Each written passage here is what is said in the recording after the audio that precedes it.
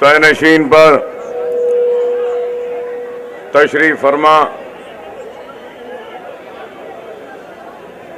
मुंबई शहर के मोअज़्ज़िज़ हज़रात, सुनने वाले बुजुर्गों, नौजवान साथियों और घरों में बैठकर सुनने वाली मेरी इज्जत मां, पर्दानशीन मां और बहनों, हजरात, आज का जलसा जलसे हालात हाजरा के उन्वान से मुनक़िद किया जा रहा है और हालात को आपके सामने रखने से पहले मैं सबसे पहले आपको यह बताना चाहूंगा कि मैं जिस जमात से ताल्लुक़ रखता हूं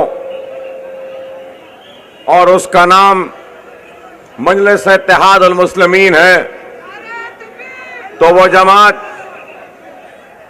क्या है और वह जमात कैसे वजूद में आई और वह जमात ने क्या काम किया और क्या वजह है कि उस जमात को हैदराबाद, आंध्र प्रदेश, तेलंगाना और आज महाराष्ट्र में मुसलमान इतना चाहने लगा है। मजलिस इत्तेहाद अल मुस्लिमीन वो जमात है जो 1947 जब हिंदुस्तान आजाद हुआ था और उसके आजादी के बाद कई राजा और रजवाड़े और हुकूमतों को इंडियन यूनियन में जम किया गया था और उसके बाद हैदराबाद भी एक रियासत थी। मुमलिकत इस्लामिया सल्तनत आसिफजाई के नाम से निजाम दक्कन की हुकूमत थी। तो उस वक्त निजाम की हुकूमत का खात्मा हुआ और सरजमीन दक्कन को इंडियन यूनियन में मर्ज किया गया और उस वक्त सरजमीन दक्कन पर ऑपरेशन पोलो या फिर पुलिस सेक्शन के नाम से एक बहुत बड़ा कत्ले आम हुआ था।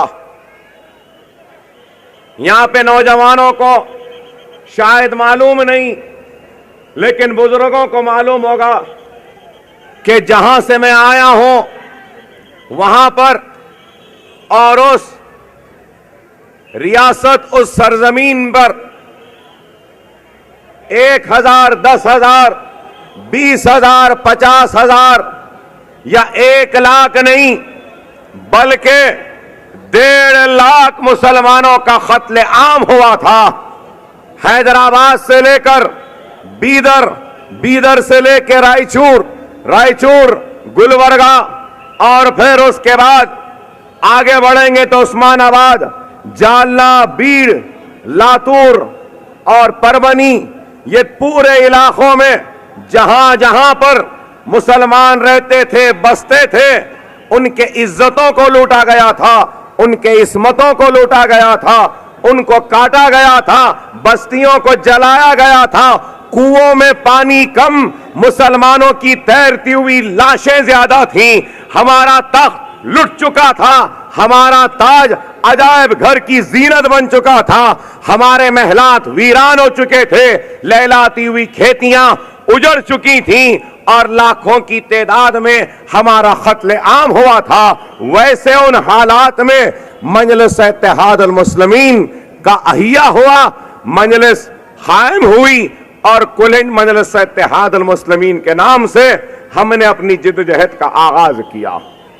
आज लोग गुजरात के फिसादात की बात करते हैं, बंबई के फिसादात की बात करते हैं, मलियाबाद के फिसाद की बात करते हैं, मुरादाबाद की फिसाद की बात करते हैं, अजमेर के फिसाद की बात करते हैं, या फिर हिंदुस्तान की आजादी के पूरे सालों में 50,000 से जायद फिसादात हुए, हमारी आबादियां तबाह बर्बाद हुई, इस्मतें लुटी, बच्चे जेल में हुए।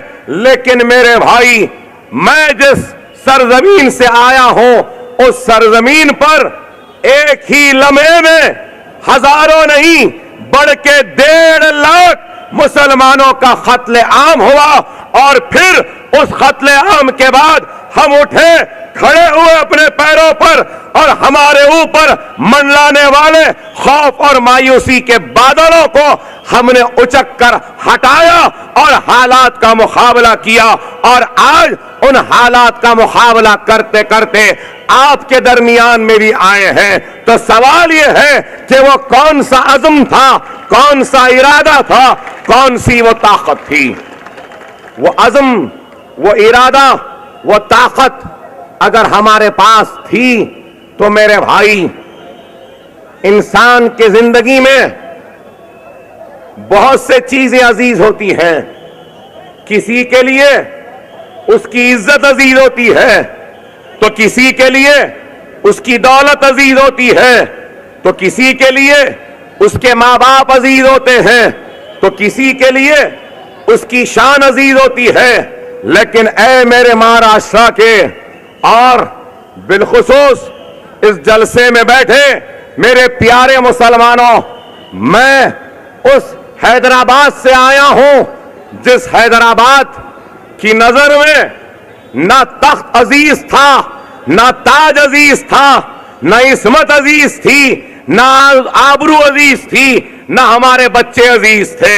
हमने अपने तख्त की कुर्बानी दी, लेकिन हमने अपने अंदर जो ईमान है इस ईमान को लुटने नहीं दिया, क्योंकि हमारी नजर में तख्त से अजीज, ताज से अजीज, इस्मत से अजीज, आबरू से अजीज, हमारे बच्चों से अजीज अगर कोई चीज थी तो वो ईमान था। हमने तख्त लुटाकर भी ईमान को बचाया, ताज लुटाकर भी ईमान को बचाया, इस्मतों को लुटाकर भी ईमान को बचाया।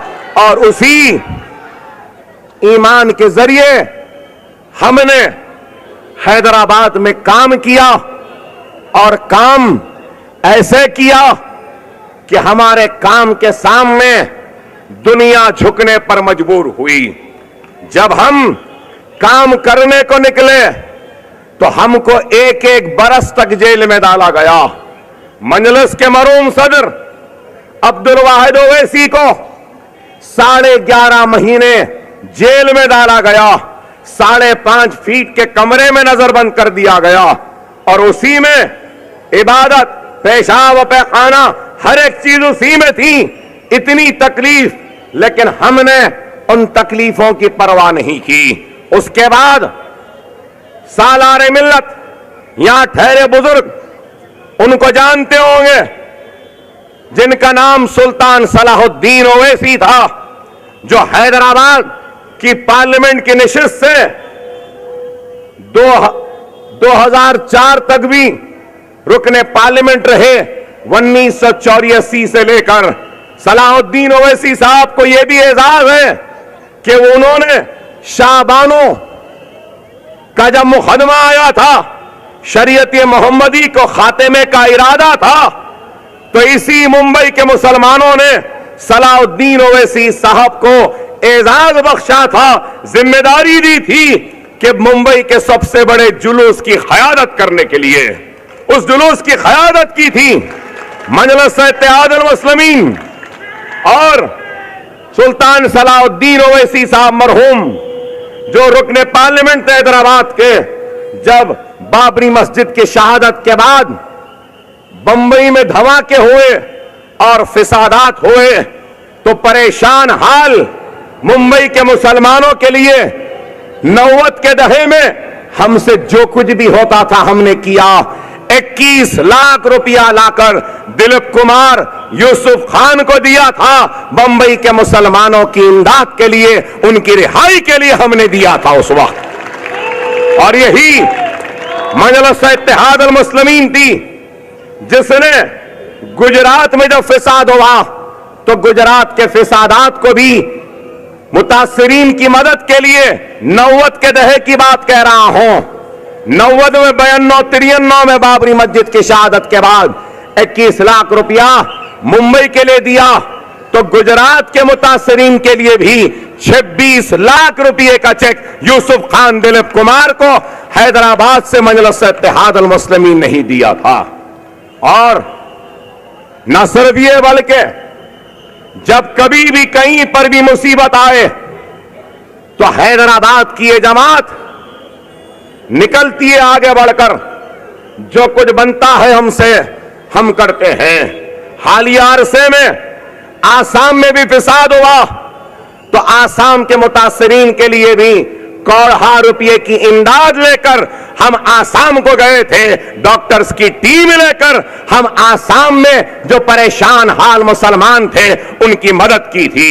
2002 के गुजरात के फिसादात में भी 100 डॉक्टर्स और 20 लाख रुपए के अद्वियात को, दवाओं को लेकर गुजरात में जाकर, अहमदाबाद में रहकर हमने वो नौजवानों जिनके पैरों में गोलियां थी, हाथों में गोलियां थी, जिस्म में गोलियां थी, हैदराबाद की डॉक्टरों की टीम के जरिए उन गोलियों को निकाला, मरहम को रखा और हजारों की तादाद में ऑपरेशन कर कर हमने अपने कलमगो मुसलमानों की मदद की, क्योंकि उनका हमसे रिश्ता है और हमारा उनसे रिश्ता है, और वह रिश्ता है ला इलाहा इल्लल्लाह मुहम्मद रसूलुल्लाह। यही एक रिश्ता था जो हम काम करते गए। और आज मजलिस इत्तेहाद अल मुस्लिमीन के सदर बैरिस्टर असदुद्दीन ओवैसी, जो हैदराबाद के रुकने पार्लियामेंट है, वो श्रीनगर में है। कश्मीर के परेशान हाल मुसलमानों की मदद करने के लिए अपने डॉक्टर्स की टीम ले जाकर वहां पर मसरूफ है। तो आज हमारा ये काम है, ये कारनामा है। और फिर अगर मैं आपके दरमियान में आया हूं तो मैं क्यों आया हूं? अगर यहां की मुस्लिम क़यादत दियानतदार होती, मुखलिस होती और मुसलमानों का काम करती होती तो मुझे आज यहां पर आपके दरमियान में आने की जरूरत महसूस नहीं होती थी। मुसलमानों के नाम पर वोट को हासिल कर कर मुस्लिम क़यादत ने और सारी नाम निहाद सेकुलर क़ुव्वतों ने मुसलमानों को धोखा दिया है। सिर्फ उनके वोटों को हासिल किया, लेकिन उनकी जिंदगियों में कोई खुशहाली नहीं लाई। आज आप बताइए, मैं जिस स्टेट से आया हूं, मेरे स्टेट में मुसलमानों की आबादी 45 लाख है और आपके महाराष्ट्र स्टेट में मुसलमानों की आबादी करीब 1.5 करोड़ के करीब है। 1.5 करोड़। अरे गौर करो, 1.5 करोड़ मुसलमान हैं, लेकिन एक भी मुसलमान रुकने पार्लियामेंट महाराष्ट्र से पार्लियामेंट में आपकी नुमाइंदगी नहीं कर रहा है। क्या ये अच्छी बात है? क्या तारीफ की बात है? हम 45 लाख हैं। तेलंगाना में हमारा बजट कितना है मालूम आपको? माइनॉरिटीज का, मुसलमानों का 1000 करोड़ रुपया है। मैं जिस स्टेट से आया हूं, जहां का एमएलए हूं, उस स्टेट में माइनॉरिटीज का बजट 1000 करोड़ है, आबादी 45 लाख है। और आप जिस स्टेट में हैं 1.5 करोड़ की आबादी है और 500 करोड़ का बजट है। 500 करोड़ का बजट। अरे काश मजलिस होती महाराष्ट्र में तो तो खुदा की कसम माइनॉरिटीज का बजट 500 नहीं, कम से कम 2500 करोड़ का होता।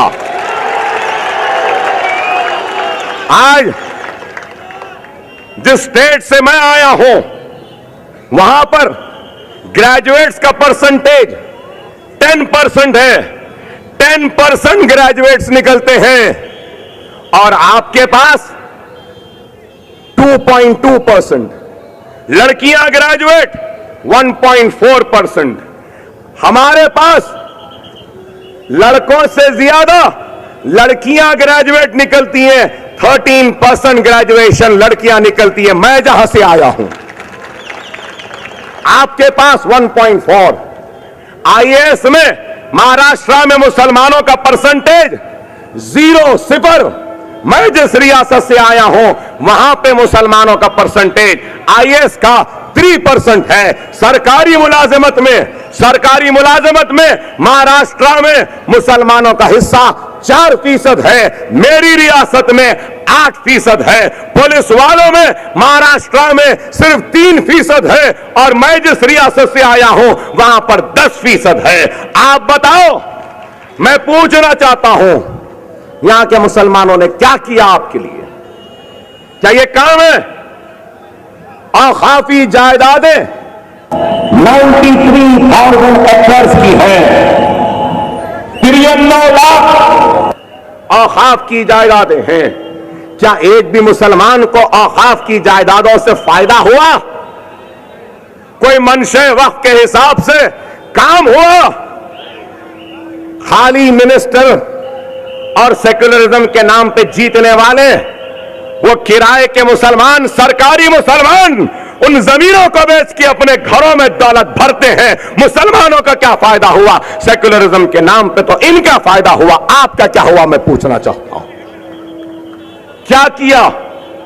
न सिर्फ ये बल्कि prime minister 15 point programme, prime minister 15 point programme है। 15 बरस से ये कांग्रेस की हुकूमत है आपके रियासत में। दिल्ली में 10 बरस यूपीए की रही।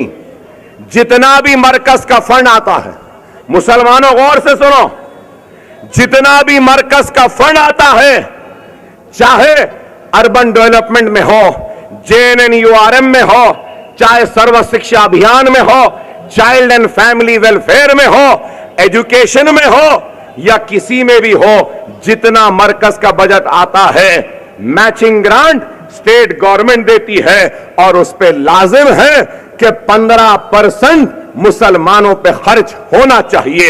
मुसलमानों की बस्तियों में खर्च होना है, मुसलमानों की बस्तियों में पानी के लिए होना है, मुसलमानों की बस्तियों में मदरसों के लिए होना है, मुसलमानों की खुशहाली के लिए, इंडस्ट्रियल ग्रोथ के लिए होना है, मुसलमान लेडीज ग्रुप्स के लिए देना है, मुसलमान बच्चों की तालीम के लिए देना है। मैं पूछना चाहता हूं, प्राइम मिनिस्टर 15 पॉइंट प्रोग्राम में कितना पैसा मुसलमानों को दिया गया 10 बरस में? अगर आप मुझसे पूछेंगे तो मैं जिस स्टेट से आया हूं, मेरे स्टेट में 5 बरस में 22,000 करोड़ रुपया खर्च हुआ 45 लाख मुसलमानों के लिए, उनके उर्दू मीडियम स्कूल्स के लिए, उनके बस्तियों में पानी के लिए, उनके रोजगार के लिए, उनके लड़कियों के लिए। क्या यहां हुआ? क्या आपके पास हुआ? 1,000 करोड़ रुपया भी नहीं हुआ। अरे ये लोग सिर्फ सेक्युलरिज्म की बातें करते हैं। सेक्युलरिज्म मुसलमानों के वोटों की तकसीम की बात करते हैं, इख्तियार पर बैठ जाते हैं। अरे मैं यहां खड़ा हूं तो क्यों खड़ा हूं? क्या वजह है? अरे मैं यहां खड़ा हूं तो अपनी इज्जत के लिए नहीं, अपने वक़ार के लिए नहीं, आपसे कुछ दाद हासिल करने के लिए नहीं, आपकी तारीफ ले जाने के लिए नहीं, बल्कि यहां खड़ा हूं तो हिंदुस्तान के 25 करोड़ मुसलमानों के दर्द की आवाज को लेकर खड़ा हूं। नाइंसाफी पर आवाज उठाने के लिए खड़ा हूं। इंसाफ को हासिल करने के लिए खड़ा हूं, मुसलमानों की जिंदगी में एक नई खुशहाली लाने के लिए खड़ा हूं, मुसलमानों की बस्तियों में सारी सहूलतें लाने के लिए खड़ा हूं। प्राइम मिनिस्टर 15 पॉइंट प्रोग्राम के तहत 25,000 करोड़ रुपया जो हमारा हक है उसको हासिल करने के लिए खड़ा हूं। श्री कृष्णा कमेटी की रिपोर्ट जो अब तक अमलावारी नहीं हुई उसको अमल करवाने के लिए मेरे मुसलमान भाई जो जेलों में फंसे हैं उनको छुड़ाने के लिए आया हूं।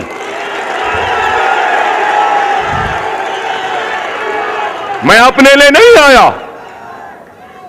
महाराष्ट्र में जितने भी जेल हैं मुसलमानों, क्या आपको मालूम जितने जेल महाराष्ट्र में हैं उन जेलों में अगर 100 इंसान हैं तो मुसलमान कितने हैं आपको मालूम? वहां बैठे लोगों को मालूम? सारे महाराष्ट्र की जेलों में अगर 100 लोग हैं तो अफसोस के साथ कहना पड़ता है उन 100 में 40 मुसलमान हैं, 40% मुसलमान हैं। क्या यह इंसाफ है? मैं पूछना चाहता हूं, क्या यह इंसाफ है? मैं जिस रियासत से आया हूं हमारी जेलों में बमुश्किल 2 से 3% मुसलमान होंगे। और एक बात आपको सुनाऊं, महाराष्ट्र के हाई कोर्ट ने क्या रिमार्क किया? 10 साल कांग्रेस एनसीपी की हुकूमत महाराष्ट्र में मुसलमान बच्चों को तो पकड़ी, जेलों में तो डाली, लेकिन पुलिस कस्टडी में कितने मुसलमान बच्चे मरे 10 बरस में, क्या आपको मालूम है? 10 बरस में 333 बच्चे मुसलमानों के महाराष्ट्र पुलिस की कस्टडी में मर गए या फिर मारे गए।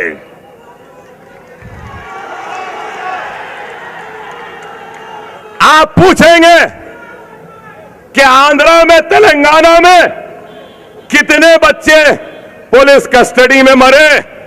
अरे कोई माय का लाल या मां का लाल पैदा नहीं हुआ जो हमारे बच्चों को जेल में मारे। कोई नहीं है। अरे आज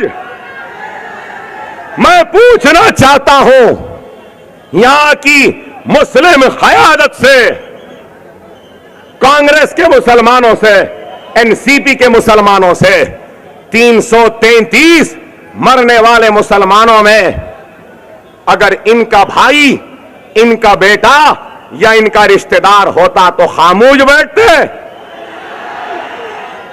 अरे गरीब का बच्चा है, एक ईमान वाले का बच्चा है, इसलिए इनको इनकी फिक्र नहीं है, लेकिन मजलिस आई है तो मजलिस को फिक्र है हर मुसलमान की, और उस मुसलमान की जिसके हलक से ला इलाहा इल्लल्लाह मोहम्मद रसूलुल्लाह कलमा निकलता है। नारे तकबीर, नारे तकबीर। आज आप बताएं, नहीं मुझे नारे नहीं चाहिए, खामोश सुने मैं जिस मकसद से आया हूं। अगर किसी और का जलसा होता है तो अच्छे अच्छे पुंगे लगाए जाते हैं, माइक अच्छा होता है, और हम गरीब मुसलमानों का जलसा है तो ये डब्बे दे दिए गए, कम करो वॉल्यूम, ऐसा करो। मैं जानता हूं मेरे भाई आप तक आवाज नहीं आ रही है, लेकिन आज ये हाल है ना, दुनिया देखेगी। एक वक्त आएगा जब महाराष्ट्र की हुकूमत को हम झुकाएंगे।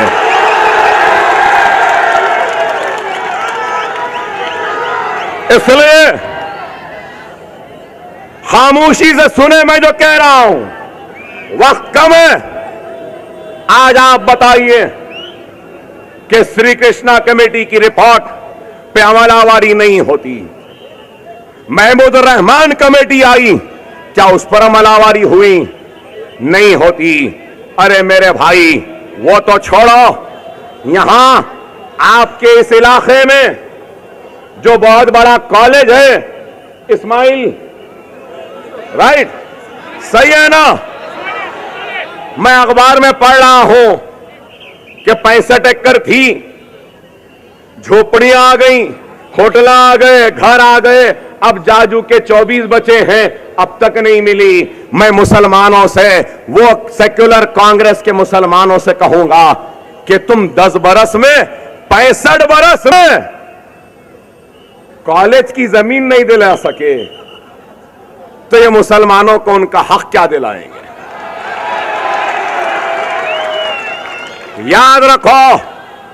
याद रखो मुसलमानों, अगर तुमको तुम्हारा हक होना है तो बेवा की तरह फरियाद करने से हक नहीं मिलता। हमको हक हासिल करने के लिए मुत्तहिद होना होगा, कलमे के नाम पर एक जगह पर आना होगा। अगर कोई नहीं दिया तो उसको छीनने की ताकत को पैदा करना होगा। अगर हम में वो ताकत नहीं, वो कुव्वत नहीं, तो याद रखो हमारे मसाइल हल नहीं हो सकते। हिंदुस्तान की 60 बरस से जायद आजादी की तारीख में कितने कमेटियां बनी, कितने कमीशन बने।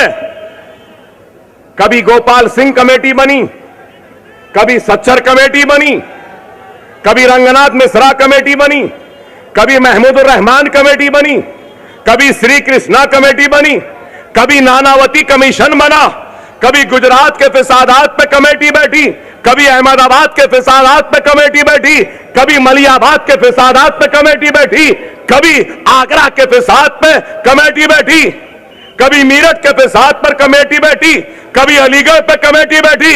अरे कमेटियां तो बैठती रही, अब कमेटियां कमीशन नहीं चाहिए, हमको अमल चाहिए और हमको हमारा हक चाहिए, और हक इत्तेहाद से मिल सकता है। हक इत्तेहाद से मिल सकता है, इंतशार से नहीं मिल सकता। ये एक हाथ है, अगर कोई मुझे मारने आए, मैं किसी से लड़ने जाऊं, इस उंगली से मारूं तो क्या मार लगेगा? 2 उंगली मिलाऊं तो कुछ थोड़ा ज्यादा लगेगा, लेकिन फिर भी नहीं लगेगा। 3 से लगाऊं तो भी नहीं लगेगा, 4 से लगाऊं तब भी नहीं लगेगा, ये 5 से लगाऊं नहीं, 5 से भी तमाचा होता है, लेकिन जब ये 5 मिल जाते हैं तो ये मुक्का होता है। जब इससे लगेगा तो क्या होगा? ये इत्तेहाद है, ये इत्तेहाद है। इस इत्तेहाद को पैदा करो, इस इत्तेहाद को पैदा करो। अरे आज मुझे अफसोस होता है ये कहते हुए, सुनाते हुए, बोलते हुए कि मुसलमान आज खानों में बटा हुआ है, दूसरे लोगों का है। सब अपने अपने कमरे को बचाने में लगे हैं, लेकिन दुश्मन हमारे बुनियाद को गिराने में लगा है। खुदारा गौर करो मुसलमानों, खुदारा गौर करो। ये लोग हमको इस तरीके से बांटना चाहते हैं। आलम इस्लाम, आलम अरब में हमारा खून बेआवाज बह रहा है। अरे कभी हमारा खून करबला की जमीन पे गिरता था तो अल्लाह को हमारे खून की कीमत का अंदाजा था, क्योंकि वह नवासे रसूल का खून था। लेकिन आज हमारा खून इस सरजमीन पे गिरता है, बहता है और बेआवाज बह रहा है। अरे मेरे प्यारे मुसलमानों, तुम कौन सी तबाही और बर्बादी के इंतजार में हो, मैं पूछना चाहता हूं। अगर मैं हिंदुस्तान की आजादी की तारीख को बयान करूं तो चंद जुमलों में यही कहूंगा कि हिंदुस्तान का कोई चप्पा ऐसा नहीं बचा जहां पे मुसलमानों का खून नहीं गिरा, जिस जमीन को हमने अपने खून से भिगोया नहीं। अल्लाह अगर हिंदुस्तान के कंकर को जबान देगा तो वह शहादत देगा, कहेगा कि हां मैं गवाह हूं, यहां पर ला इलाहा इल्लल्लाह मोहम्मद रसूलुल्लाह कलमा पढ़ने वाले मुसलमान का खून गिरा था। क्या राजस्थान में नहीं गिरा? क्या मध्य प्रदेश में नहीं गिरा? क्या कर्नाटक में नहीं गिरा? क्या महाराष्ट्र में नहीं गिरा? क्या आंध्रा में नहीं गिरा? क्या आसाम में नहीं गिरा? क्या जम्मू कश्मीर में नहीं गिरा? क्या दिल्ली में नहीं गिरा? क्या राजस्थान में नहीं गिरा? अरे हिंदुस्तान का कोई चप्पा ऐसा नहीं बचा जहां पे हमारा खून नहीं बहा। लेकिन उसके बाद भी हमारे सफों में इत्तेहाद नहीं। फिसादात में लुटे हम, जले हम, कटे हम, लुटे हम, मिटे हम, तबाह बर्बाद हम हुए, लेकिन हमको लूटने वाले ताकतवर होते चले गए, होते चले गए, होते चले गए। अरे ये कौन सा इंसाफ है बताओ? मैं पूछना चाहता हूं, जिन लोगों को अकबरुद्दीन ओवैसी की तकरीर पसंद नहीं है, मैं उनसे पूछना चाहता हूं, मैं उनसे सवाल करना चाहता हूं। मुसलमान का खून बहता है, मुसलमान की इज्जत लुटती है, मुसलमान की आबरू लुटती है। गुजरात में लुटी, बंबई में बाबरी मस्जिद के शहादत के बाद भी फिसादात हुए, तो इसी बंबई के रोडों पर मुसलमान मां और बहनों की इस्मत और आबरू को लूटा गया, उनको बढ़ाना करके परेड करवाया गया। एक ने नहीं 10-10 ने मिलकर मेरी मां बहन की इस्मत को लूटा। गुजरात में लूटा, नरोडिया पाडिया में लूटा, किस तरीके से बेस्ट बेकरी का केस है वहां पे कैसा लूटा मुसलमानों को, कैसा काटा मुसलमानों को। मुजफ्फरनगर में मेरी बहन भागती हुई सरपंच के घर में जाती है, यह समझकर कि यह सरपंच साहब का घर है, इज्जत बच जाएगी, तो सरपंच साहब अपने घर का दरवाजा बंद करते हैं, ढोल मंगाते हैं, ढोल बजाते बजाते एक नहीं, दो नहीं, तीन नहीं, 12-12 लोगों के जरिए आपकी और मेरी बहन की इस्मत को लुटाते हैं। क्या यह इंसाफ है?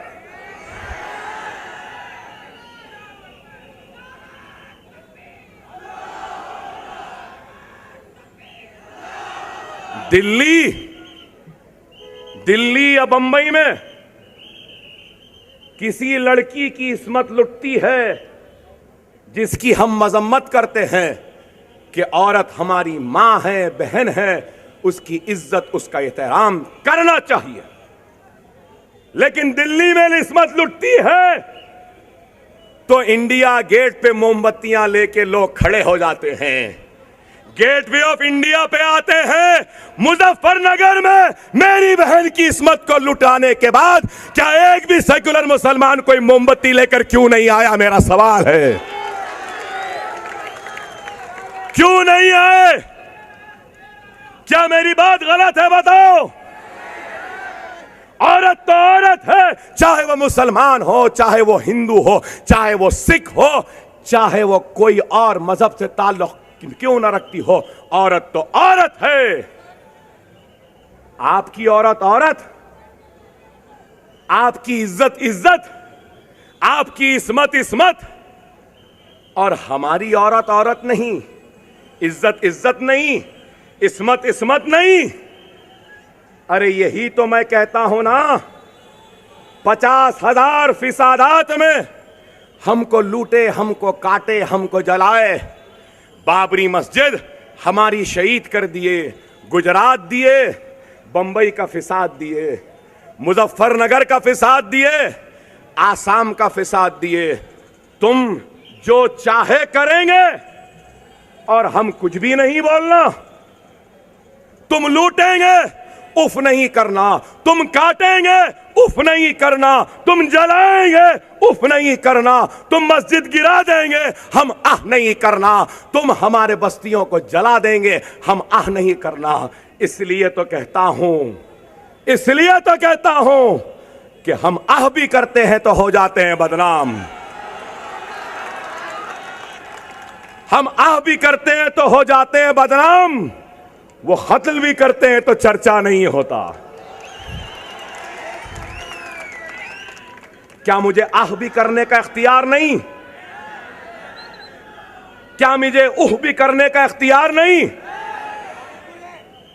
आप बताओ मेरे भाई, आप बताओ, बाबरी मस्जिद शहीद हुई, किसकी मस्जिद थी? वो आपकी और मेरी मस्जिद थी। बाबरी मस्जिद को क्या हमने बरेलवी की मस्जिद की नजर से देखा? क्या देवबंदी की मस्जिद की नजर से देखा? क्या अहले हदीस की मस्जिद से देखा? क्या तबलीगियों की मस्जिद की नजर से देखा? क्या अहले सुन्नतुल जमात की मस्जिद से देखा? क्या शियाओं की मस्जिद की नजर से देखा? नहीं, हमने देखा तो सिर्फ ला इलाहा इल्लल्लाह मोहम्मद रसूलुल्लाह कलमा पढ़ने वालों की मस्जिद की नजर से देखा। और फिर वो मस्जिद शहीद हो गई, हम देखते रहे। हो सकता है मैं गलत हूं, हो सकता है मैं गलत हूं, मेरी बात से आप मुत्तफिक ना हो। अल्लाह से बढ़कर अल्लाह के बंदे हरगिज़ ख़तई नहीं कर सकते।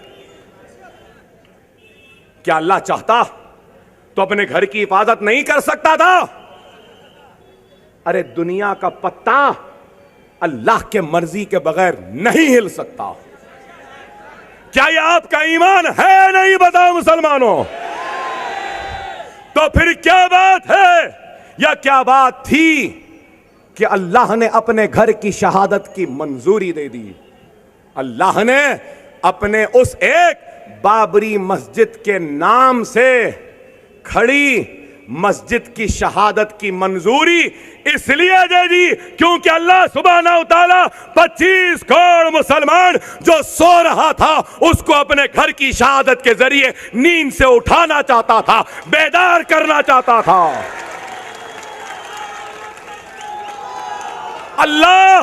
अल्लाह ये पैगाम दे रहा था अपनी एक एक शहीद होती हुई मीनारों से कि 25 करोड़ के मुसलमानों उठ जाओ। अगर तुम इस एक अल्लाह के घर की शहादत को देखकर नहीं उठोगे तो हिंदुस्तान में 3000 मसाजिदों को ये दरिंदे गिरा देंगे। तुमको उठना है, इस एक शहादत को देखकर उन 3000 को बचाना है।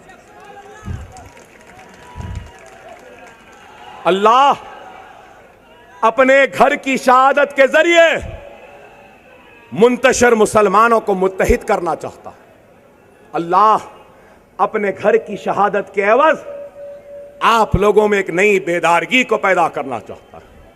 लेकिन आप अल्लाह के घर माफ करना मेरे भाई, बहुत माफी चाहता हूं। बाज लोग कहते हैं कि बाबरी मस्जिद को भूल जाओ, बाज लोग कहते हैं कि let's forget Gujarat and let's go ahead. पढ़े लिखे काबिल लोग, माफ करना मेरी अंग्रेजी उतनी अच्छी नहीं, हम कैसे भूल जाएं बाबरी मस्जिद को? कैसे भूल जाएं बंबई के बम धमाकों के बाद होने वाले फिसादात को? हम कैसे भूल जाएं गुजरात को? हम कैसे भूल जाएं मुजफ्फरनगर को? अगर कोई भूलने को कह रहा है तो मैं उससे पूछना चाहता हूं, भुलाने का पैगाम देने वाले नादान, अगर खुदा ना खास्ता, 1000 मर्तबा खुदा ना खास्ता, अगर कल को भुला दो, आगे बढ़ो कहने वाले कि घर में उसकी बेटी या बीवी या मां की इस्मत लुट जाती है तो क्या वो भी भुलाएगा और कहेगा कि आगे बढ़ो? अरे जिसकी इज्जत लुटी है उसको मालूम इज्जत क्या होती है। जिसकी आबरू लुटती है उससे दिल से पूछो कि आबरू क्या है। लेकिन आज हमारे लिए इंसाफ की जिद्दोजहद कोई नहीं करता। आज आप बताइए, आज बाबरी मस्जिद एक छोड़ेंगे तो एक महीना भर पहले क्या बोले, मुसलमान ना सिर्फ बाबरी मस्जिद छोड़ दें, मथुरा और काशी को भी छोड़ दें। छोड़ेंगे आप? मैं तो कहूंगा जेल चला जाऊंगा, सूली पे लटक जाऊंगा, गोलियां खा लूंगा, बाबरी मस्जिद तो छोड़ो, कोई भी मस्जिद छोड़ने के लिए मैं तैयार नहीं हूं। और इंशाअल्लाह ताला अल्लाह मुझसे राजी है और अल्लाह की नुसरत मेरे साथ है, गरीब मुसलमानों की दुआ है, तो जमहूरी जिद्दोजहद, दस्तूरी जिद्दोजहद और अदलिया से अपना मुकदमा जीत कर अयोध्या में हय्या अल सलाह हय्या अल फलाह की सदा को गुंजाएंगे।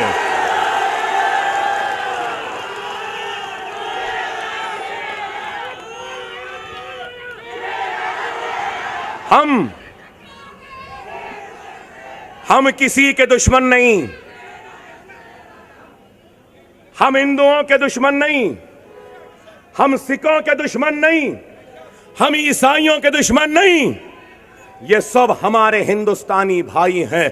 हम इनको एक भाई की नजर से देखते हैं। हमारा झगड़ा मोदी से है, हमारा झगड़ा आरएसएस से है, हमारा झगड़ा संघ परिवार से है, विश्व हिंदू परिषद से है, हमारा झगड़ा है तो उन लोगों से जो इस मुल्क को अपनी बाप की जागीर समझते हैं, उनसे झगड़ा है। हमारा झगड़ा उन लोगों से है जो इस मुल्क को हिंदू राष्ट्र बनाना चाहते हैं। ये मुल्क मेरा था, मेरा है, मेरा रहेगा। अरे हम मुसलमानों ने इस मुल्क को सजाया है, संवारा है, इस मुल्क को कुतुब मीनार की बुलंदी दी है। तो हम मुसलमानों ने, हमारे आबा व अजदाद ने इस मुल्क को ताजमहल की खूबसूरती दी है। वो हम ही मुसलमान हैं और हमारे ही बनाए गए उस किले पर जहां पे आपका और मेरे और हमारे सब के मुल्क का तिरंगा जो लहराता है, वो लाल किला भी मैं, आप और मेरे आबा व अजदाद ने तामीर किया था। मेरा झगड़ा उन लोगों से है जो कहते हैं कि पाकिस्तान चले जाए। क्यों जाए? नहीं जाने वाले। ये मुल्क मेरा था, है, मेरा रहेगा। कोई मां का जना, कोई माई का लाल पैदा नहीं हुआ हमको हटाने वाला। लोग मुझसे सवाल करें, बोले कि अकबर साहब मोदी वजीर आजम बन गया, मोदी बन गया, अब क्या होगा? मोदी बन गया, अब क्या होगा? क्या होगा? क्या होगा भाई? क्या कर लेगा?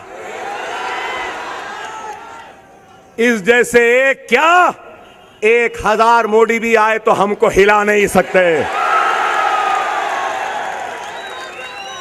अगर कोई ये समझ रहा है कि इसके आने से हम कमजोर हो गए, तो नहीं होते भाई। जिसको आना है आए, जिसको जाना है जाए। हम जहां थे वहीं रहने वाले हैं। हमसे कहते हैं, आरएसएस का सरबराह कहता है कि मुसलमानों में राम का खून है। ऐ अहमक, ऐ दीवाने, हमारे पास आदम अलैहिस्सलाम का खून है। एक कहता है कि मुसलमानों को घर न दो, क्या नाम उसका, फोगाड़िया, क्या नाम? हाँ, ये नाम इनके मेरी जबान पे नहीं चढ़ते भाई। फोगाड़िया क्या आ गया? हाँ, कहते हैं मुसलमानों को घर न दें। अरे वो कहता है घर न दें, लेकिन मैं कहता हूं कि मुसलमानों के बस्ती में जो भी हिंदू, सिख, ईसाई आना चाहता है आए, हम घर देंगे, हम आपकी हिफाजत करेंगे। और क्यों घर ना दें बाबा, क्यों ना दें? हम खूबसूरत है बोल के ना दें, हम अच्छे हैं बोल के ना दें, या हम खराब है बोल के ना दें, या हमारी सूरत अच्छी नहीं है बोल के ना दें, या फिर हमको अब जाने दो, छोड़ो भाई, समझ गए होंगे आप। बेचारा चोट खाए हुआ दिखता है हमारा। आप बताओ, आप बताइए मेरे भाई।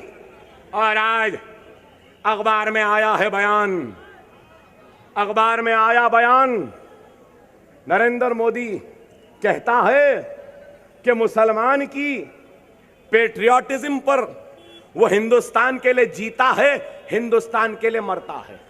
वाह, ऐसा दो मुंह का हम आज तक नहीं देखे। बोलता एक है, करता एक है। लव जिहाद, इनका एमपी बोल रहा है तो मुंह मूछ के खामोश। राम का खून बोल रहे, नरेंद्र मोदी का मुंह खामोश। घर नहीं देना, इनका मुंह खामोश। लव जिहाद, इनका मुंह खामोश। अरे कै का लव, कै का जिहाद? जिहाद मुकद्दस चीज है, लव से क्या ताल्लुक, क्या ताल्लुक? अरे वो तो अच्छा हुआ ये योगी आदित्यनाथ, ये नरेंद्र मोदी, ये बीजेपी, आरएसएस इस अकबर के दौर में है। नहीं मालूम, उस अकबर के दौर में रहते तो मान सिंह ने जब राजपूतों की अजमत को जोधा भाई को पेश किया तो ये लोग जोधा भाई को मलिका हिंदुस्तान भी नहीं बनने देते थे। क्या ये सेक्युलरिज्म नहीं है? क्या हमने राजपूतों की आन बान शान को मलिका हिंदुस्तान बनाया? क्या नहीं बनाया? अरे जिस शहर से मैं आया हूं वहां पे भी कुली कुतुब शाह भाग्यमती नामी एक लड़की से मोहब्बत करते थे और फिर उसके बाद भाग्यमती को हैदर महल बनाकर हैदराबाद को बसाया। तो सेक्युलरिज्म हमारे में नहीं है। अरे बताइए आप। खैर, बहरहाल बहुत सी बातें हैं। गुजरात के आए और बने ये वजीर आजम आज क्या कर रहे हैं? ये बयान क्यों दे रहे हैं? ये बयान क्यों दे रहे हैं? इस वास्ते दे रहे हैं कि वो अपने इस बयान के जरिए आपको मुंतशिर करना चाहते हैं। मासूम मुसलमान एक बोलेगा, जान दो भाई, बोला तो सही ना। ये मासूम नहीं है, ये लोग मासूम नहीं है। ये वही लोग हैं जो अल्लाह के घर को शहीद करे। ये वही लोग हैं जो मुसलमानों की इज्जतों को लुटाए। ये वही लोग हैं जो हमारे बस्तियों को जलाए। ये वही लोग हैं जिसने इशरत जहां का इनकाउंटर किया। ये वही लोग हैं जो सोहराबुद्दीन को गोली मारे। ये वही लोग हैं जो एहसान जाफरी को गोली मारे। ये वही लोग हैं जो हमारे शहर के वकील को गोली मारे। ये वही लोग हैं जो हमारे बच्चों को जेलों में रखते हैं। ये वही दरिंदे हैं जिन्होंने मुजफ्फरनगर में फिसाद बर्पा करने वालों को क्या किया? उनकी ताजपोशी और शालपोशी की थी। उस वक्त सेकुलरिज्म याद नहीं आया।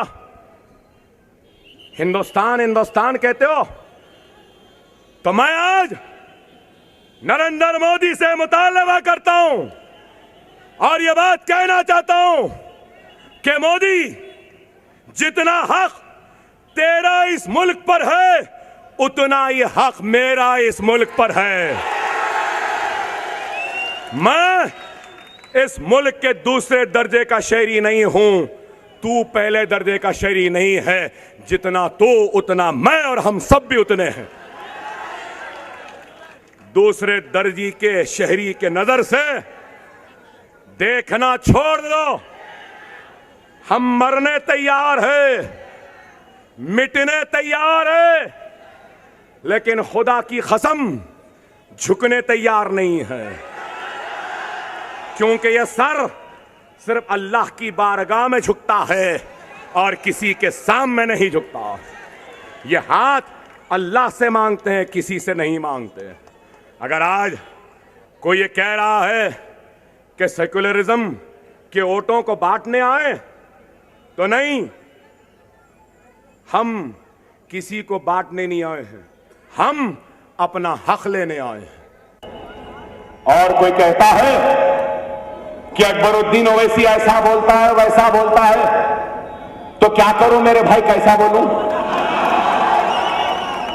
कोई तमाचा मारने आए का गाल दे दूं क्या गाल?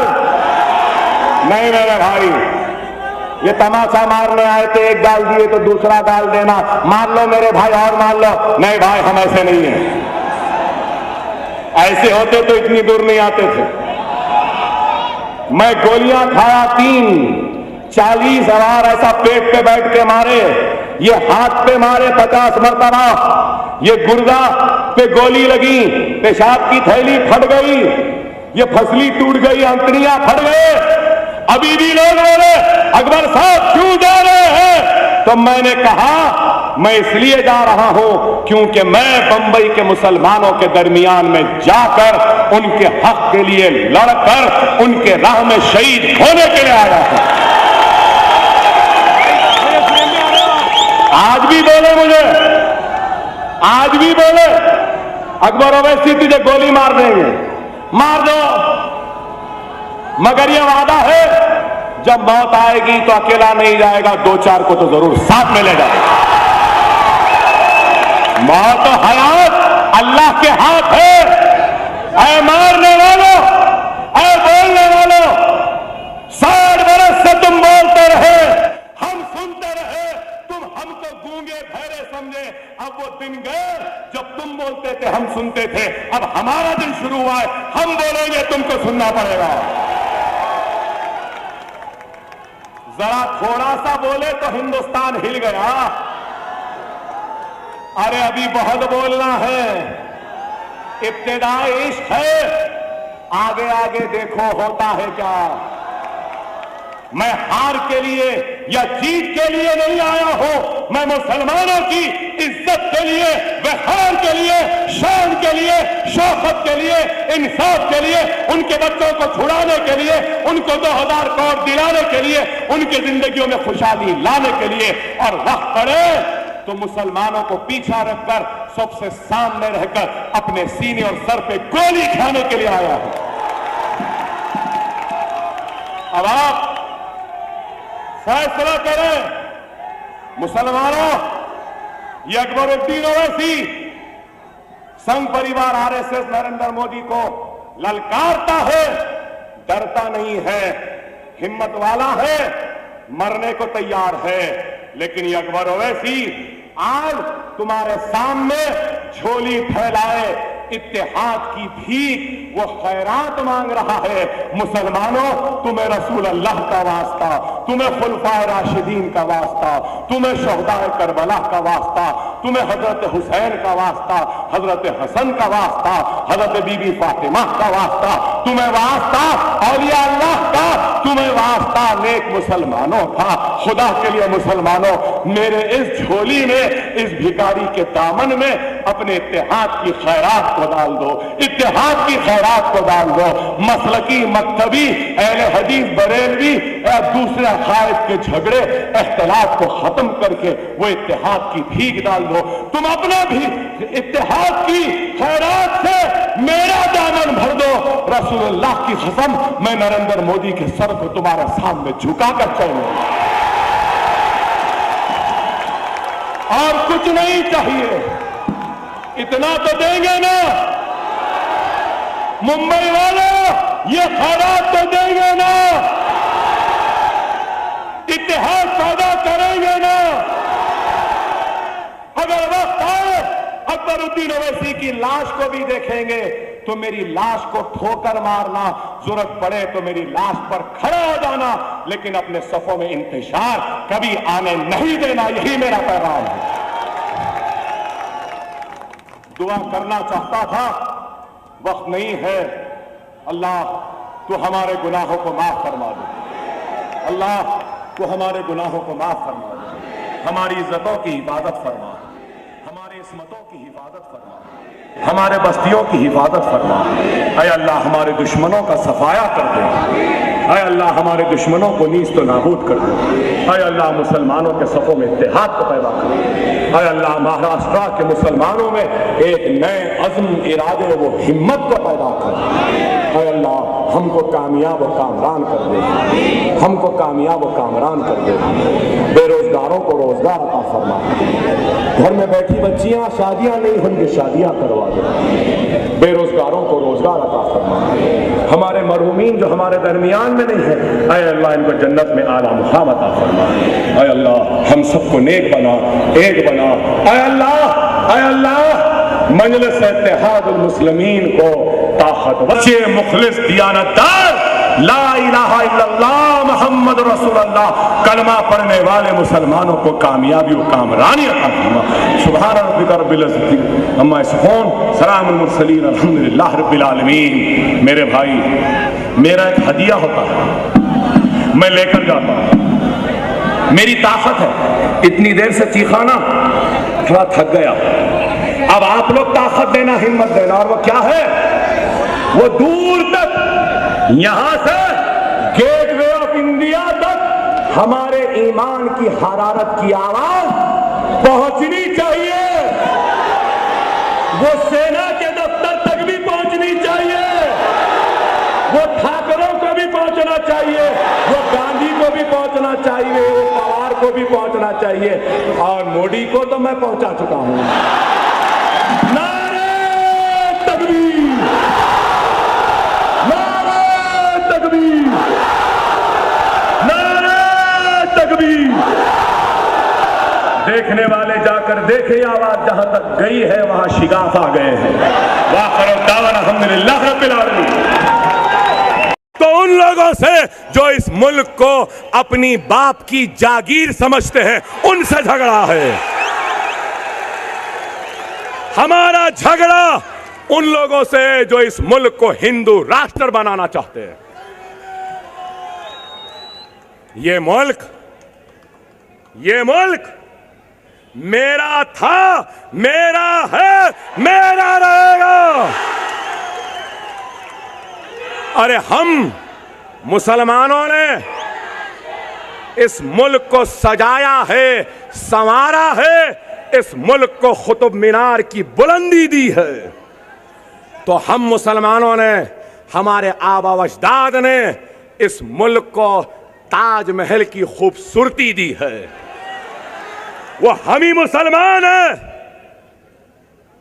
और हमारे ही बनाए गए उस किले पर जहां पे आपका और मेरे और हमारे सब के मुल्क का तिरंगा जो लहराता है, वो लाल किला भी मैं, आप और मेरे आबा व अजदाद ने तामीर किया था। मेरा झगड़ा उन लोगों से है जो कहते हैं कि पाकिस्तान चले जाए। क्यों जाए? नहीं जाने वाले। ये मुल्क मेरा था, है, मेरा रहेगा। कोई मां का जना, कोई माई का लाल पैदा नहीं हुआ हमको हटाने वाला। लोग मुझसे सवाल करें, बोले कि अकबर साहब मोदी वजीर आजम बन गया, मोदी बन गया, अब क्या होगा? मोदी बन गया, अब क्या होगा?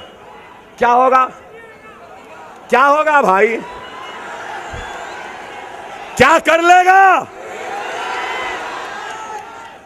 इस जैसे एक क्या 1000 मोदी भी आए तो हमको हिला नहीं सकते। अगर कोई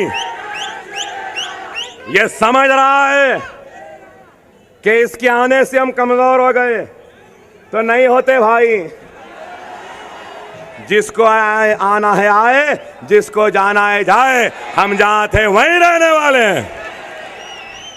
हमसे कहते हैं, आरएसएस का सरबराह कहता है कि मुसलमानों में राम का खून है। ऐ अहमक, ऐ दीवाने, हमारे पास आदम अलैहिस्सलाम का खून है।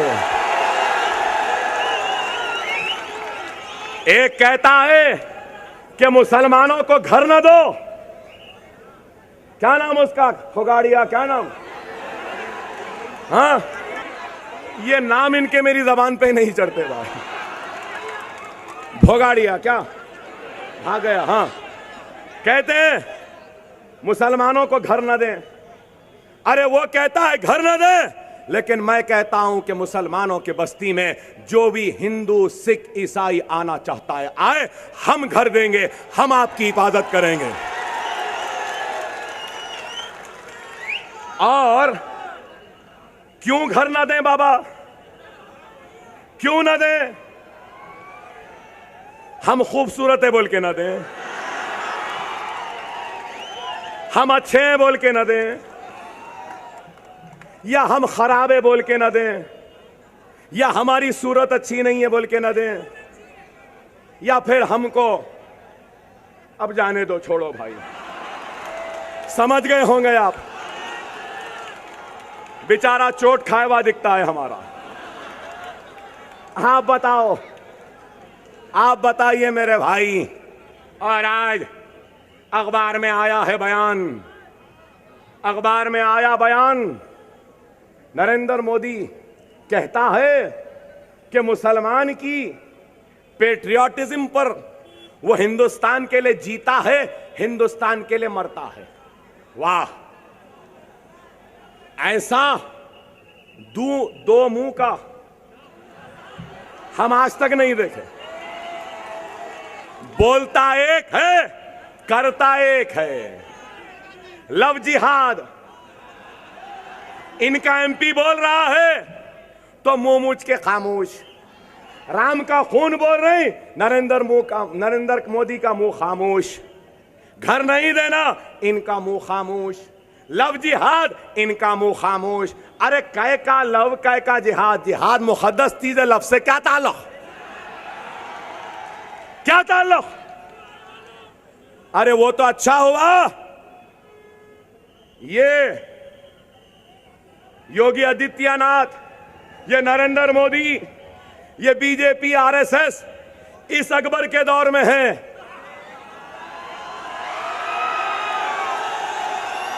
नहीं मालूम, उस अकबर के दौर में रहते तो मान सिंह ने जब राजपूतों की अजमत को जोधा भाई को पेश किया तो ये लोग जोधा भाई को मलिका हिंदुस्तान भी नहीं बनने देते थे।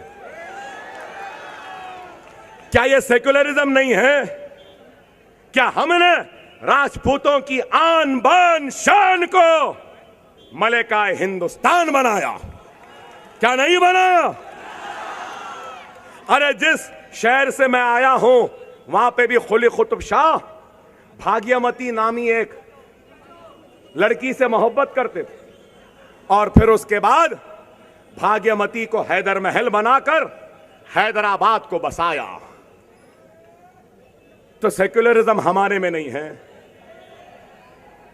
अरे बताइए आप। खैर, बहरहाल बहुत सी बातें हैं। गुजरात कि आए और बने ये वजीर आजम आज क्या कर रहे हैं, ये बयान क्यों दे रहे हैं, ये बयान क्यों दे रहे हैं? इस वास्ते दे रहे हैं कि वो अपने इस बयान के जरिए आपको मुंतशिर करना चाहते हैं। मासूम मुसलमान एक बोलेगा, जान दो भाई, बोला तो सही ना। ये मासूम नहीं है, ये लोग मासूम नहीं है, ये वही लोग हैं जो अल्लाह के घर को शहीद करे, ये वही लोग हैं जो मुसलमानों की इज्जतों को लुटाए, ये वही लोग हैं जो हमारे बस्तियों को जलाए, ये वही लोग हैं जिसने इशरत जहां का इनकाउंटर किया, ये वही लोग हैं जो सोहराबुद्दीन को गोली मारे, ये वही लोग हैं जो एहसान जाफरी को गोली मारे, ये वही लोग हैं जो हमारे शहर के वकील को गोली मारे, ये वही लोग हैं जो हमारे बच्चों को जेलों में रखते हैं, ये वही दरिंदे हैं जिन्होंने मुजफ्फरनगर में फिसाद बर्पा करने वालों को क्या किया, उनकी ताजपोशी और शालपोशी की थी। उस वक्त सेकुलरिज्म याद नहीं आया। हिंदुस्तान हिंदुस्तान कहते हो, तो मैं आज नरेंद्र मोदी से मुतालबा करता हूं और यह बात कहना चाहता हूं कि मोदी, जितना हक तेरा इस मुल्क पर है, उतना ही हक मेरा इस मुल्क पर है। मैं इस मुल्क के दूसरे दर्जे का शहरी नहीं हूं, तू पहले दर्जे का शहरी नहीं है। जितना तू उतना मैं, और हम सब भी उतने हैं। दूसरे दर्जे के शहरी के नजर से देखना छोड़ दो। हम मरने तैयार है, मिटने तैयार है, लेकिन खुदा की कसम झुकने तैयार नहीं है, क्योंकि यह सर सिर्फ अल्लाह की बारगाह में झुकता है और किसी के सामने नहीं झुकता। ये हाथ अल्लाह से मांगते हैं, किसी से नहीं मांगते। अगर आज कोई ये कह रहा है कि सेकुलरिज्म के वोटों को बांटने आए, तो नहीं, हम किसी को बांटने नहीं आए हैं, हम अपना हक लेने आए हैं। और कोई कहता है कि अकबरुद्दीन ओवैसी ऐसा बोलता है वैसा बोलता है, तो क्या करूं मेरे भाई, कैसा बोलूं? कोई तमाचा मारने आए का गाल दे दूं क्या गाल? नहीं मेरे भाई, ये तमाचा मारने आए थे, एक गाल दिए तो दूसरा गाल देना, मार लो मेरे भाई और मार लो। नहीं भाई, हम ऐसे नहीं हैं, ऐसे होते तो इतनी दूर नहीं आते थे। मैं गोलियां खाया 40,000 ऐसा पेट पे बैठ के मारे, ये हाथ पे मारे 50 मरतबा, ये गुर्दा पे गोली लगी, पेशाब की थैली फट गई, ये फसली टूट गई, अंतड़ियां फट गए। अभी भी लोग बोले अकबर साहब क्यों जा रहे हैं? तो मैंने कहा मैं इसलिए जा रहा हूं क्योंकि मैं बंबई के मुसलमानों के दरमियान में जाकर 21 लाख रुपया मुंबई के लिए दिया, तो गुजरात के मुतासरीन के लिए भी 26 लाख रुपए का चेक यूसुफ खान दिलीप कुमार को हैदराबाद से मजलिस इत्तेहाद अल मुस्लिमीन नहीं दिया था। और न सिर्फ ये, बल्कि जब कभी भी कहीं पर भी मुसीबत आए तो हैदराबाद की ये जमात निकलती है आगे बढ़कर, जो कुछ बनता है हमसे हम करते हैं। हालिया अरसे में आसाम में भी फिसाद हुआ, तो आसाम के मुतासरीन के लिए भी करोड़ों रुपए की इमदाद लेकर हम आसाम को गए थे, डॉक्टर्स की टीम लेकर हम आसाम में जो परेशान हाल मुसलमान थे उनकी मदद की थी। 2002 के गुजरात के फिसादात में भी 100 डॉक्टर्स और 20 लाख रुपए के अद्वियात को, दवाओं को लेकर गुजरात में जाकर अहमदाबाद में रहकर हमने वो नौजवानों जिनके पैरों में गोलियां थी, हाथों में गोलियां थी, जिस्म में गोलियां थी, हैदराबाद की डॉक्टरों की टीम के जरिए उन गोलियों को निकाला, मरहम को रखा और हजारों की तादाद में ऑपरेशन कर कर हमने अपने कलमों को मुसलमानों की मदद की, क्योंकि उनका हमसे रिश्ता है और हमारा उनसे रिश्ता है, और वह रिश्ता है ला इलाहा इल्लल्लाह मुहम्मद रसूलुल्लाह।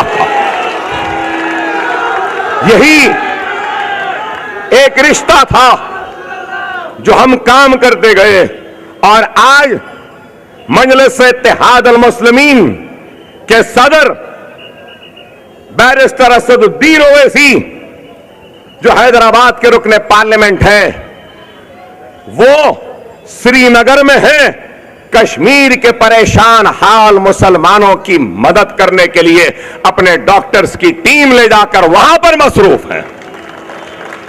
तो आज हमारा ये काम है, ये कारनामा है। और फिर अगर मैं आपके दरमियान में आया हूं तो मैं क्यों आया हूं? अगर यहां की मुस्लिम क़यादत दियानतदार होती, मुखलिस होती और मुसलमानों का काम करती होती तो मुझे आज यहां पर आपके दरमियान में आने की जरूरत महसूस नहीं होती थी। मुसलमानों के नाम पर वोट को हासिल कर कर मुस्लिम क़यादत ने और सारी नाम निहाद सेकुलर क़ुव्वतों ने मुसलमानों को धोखा दिया है। सिर्फ उनके वोटों को हासिल किया, लेकिन उनकी जिंदगियों में कोई खुशहाली नहीं लाई। आज आप बताइए, मैं जिस स्टेट से आया हूं, मेरे स्टेट में मुसलमानों की आबादी 45 लाख है, और आपके महाराष्ट्र स्टेट में मुसलमानों की आबादी करीब 1.5 करोड़ के करीब है। 1.5 करोड़। अरे गौर करो, 1.5 करोड़ मुसलमान हैं, लेकिन एक भी मुसलमान रुकने पार्लियामेंट महाराष्ट्र से पार्लियामेंट में आपकी नुमाइंदगी नहीं कर रहा है। क्या ये अच्छी बात है? क्या तारीफ की बात है?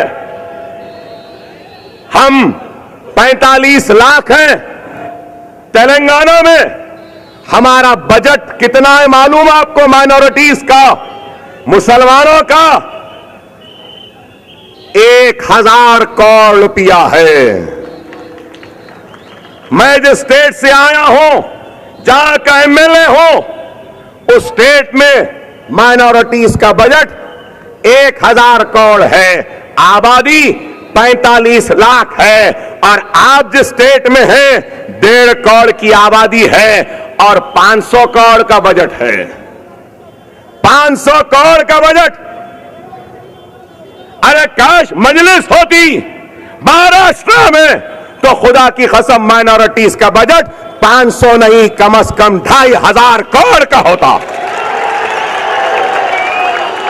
आज जिस स्टेट से मैं आया हूं, वहां पर ग्रेजुएट्स का परसेंटेज 10% है। 10% ग्रेजुएट्स निकलते हैं, और आपके पास 2.2%। लड़कियां ग्रेजुएट 1.4%। हमारे पास लड़कों से ज्यादा लड़कियां ग्रेजुएट निकलती हैं।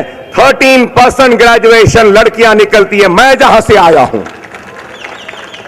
आपके पास 1.4।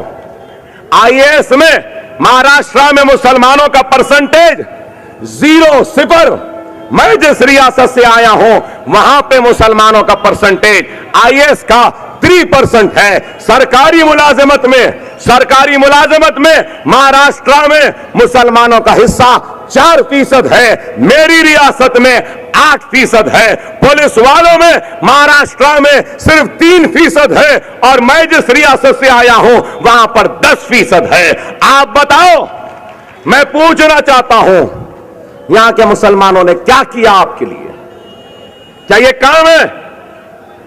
औकाफी जायदादें 93,000 एकर्स की है। मिलियन 9 लाख औकाफ की जायदादें हैं। क्या एक भी मुसलमान को औकाफ की जायदादों से फायदा हुआ? कोई मंशे वक्त के हिसाब से काम हुआ? खाली मिनिस्टर और सेक्युलरिज्म के नाम पे जीतने वाले, वो किराए के मुसलमान, सरकारी मुसलमान उन जमीनों को बेच के अपने घरों में दौलत भरते हैं। मुसलमानों का क्या फायदा हुआ? सेक्युलरिज्म के नाम पे तो इनका फायदा हुआ। आपका क्या हुआ, मैं पूछना चाहता हूं। क्या किया? न सिर्फ ये, बल्कि prime minister 15 point programme, prime minister 15 point programme है। 15 बरस से ये कांग्रेस की हुकूमत है आपकी रियासत में। दिल्ली में 10 बरस यूपीए की रही। जितना भी मरकज का फंड आता है, मुसलमानों गौर से सुनो, जितना भी मरकज का फंड आता है, चाहे अर्बन डेवलपमेंट में हो, JNNURM में हो, चाहे सर्व शिक्षा अभियान में हो, चाइल्ड एंड फैमिली वेलफेयर में हो, एजुकेशन में हो या किसी में भी हो, जितना मरकज का बजट आता है, मैचिंग ग्रांट स्टेट गवर्नमेंट देती है और उस पर लाजिम है कि 15% मुसलमानों पे खर्च होना चाहिए। मुसलमानों की बस्तियों में खर्च होना है, मुसलमानों की बस्तियों में पानी के लिए होना है, मुसलमानों की बस्तियों में मदरसों के लिए होना है, मुसलमानों की खुशहाली के लिए, इंडस्ट्रियल ग्रोथ के लिए होना है, मुसलमान लेडीज ग्रुप्स के लिए देना है, मुसलमान बच्चों की तालीम के लिए देना है। मैं पूछना चाहता हूं, प्राइम मिनिस्टर 15 पॉइंट प्रोग्राम में कितना पैसा मुसलमानों को दिया गया 10 बरस में? अगर आप मुझसे पूछेंगे तो मैं जिस स्टेट से आया हूं, मेरे स्टेट में 5 बरस में 22,000 करोड़ रुपया खर्च हुआ 45 लाख मुसलमानों के लिए, उनके उर्दू मीडियम स्कूल्स के लिए, उनके बस्तियों में पानी के लिए, उनके रोजगार के लिए, उनके लड़कियों के लिए। क्या यहां हुआ? क्या आपके पास हुआ? 1,000 करोड़ रुपया भी नहीं हुआ। अरे ये लोग सिर्फ सेक्युलरिज्म की बातें करते हैं। सेक्युलरिज्म मुसलमानों के वोटों की तकसीम की बात करते हैं, इख्तियार पर बैठ जाते हैं। अरे मैं यहां खड़ा हूं तो क्यों खड़ा हूं? क्या वजह है? अरे मैं यहां खड़ा हूं तो अपनी इज्जत के लिए नहीं, अपने वक़ार के लिए नहीं, आपसे कुछ दाद हासिल करने के लिए नहीं, आपकी तारीफ ले जाने के लिए नहीं, बल्कि यहां खड़ा हूं तो हिंदुस्तान के 25 करोड़ मुसलमानों के दर्द की आवाज को लेकर खड़ा हूं। नाइंसाफी पर आवाज उठाने के लिए खड़ा हूं, इंसाफ को हासिल करने के लिए खड़ा हूं, मुसलमानों की जिंदगी में एक नई खुशहाली लाने के लिए खड़ा हूं, मुसलमानों की बस्तियों में सारी सहूलतें लाने के लिए खड़ा हूं। प्राइम मिनिस्टर 15 पॉइंट प्रोग्राम के तहत 25,000 करोड़ रुपया जो हमारा हक है उसको हासिल करने के लिए खड़ा हूं। श्री कृष्णा कमेटी की रिपोर्ट जो अब तक अमलावारी नहीं हुई, उसको अमल करवाने के लिए मेरे मुसलमान भाई जो जेलों में फंसे हैं उनको छुड़ाने के लिए आया हूं।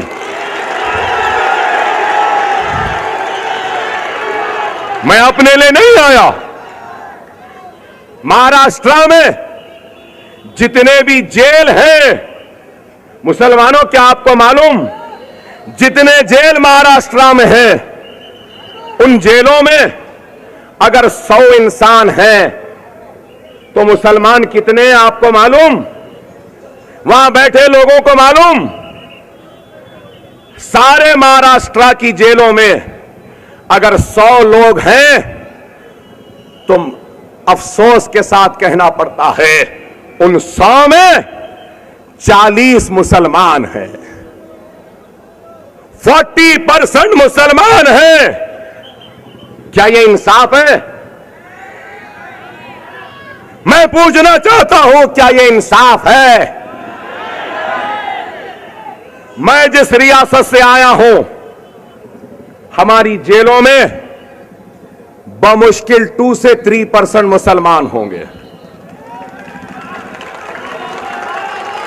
और एक बात आपको सुनाऊं, महाराष्ट्र के हाई कोर्ट ने क्या रिमार्क किया। 10 साल कांग्रेस एनसीपी की हुकूमत महाराष्ट्र में मुसलमान बच्चों को तो पकड़ी, जेलों में तो डाली, लेकिन पुलिस कस्टडी में कितने मुसलमान बच्चे मरे 10 बरस में, क्या आपको मालूम है? 10 बरस में 333 बच्चे मुसलमानों के महाराष्ट्र पुलिस की कस्टडी में मर गए या फिर मारे गए।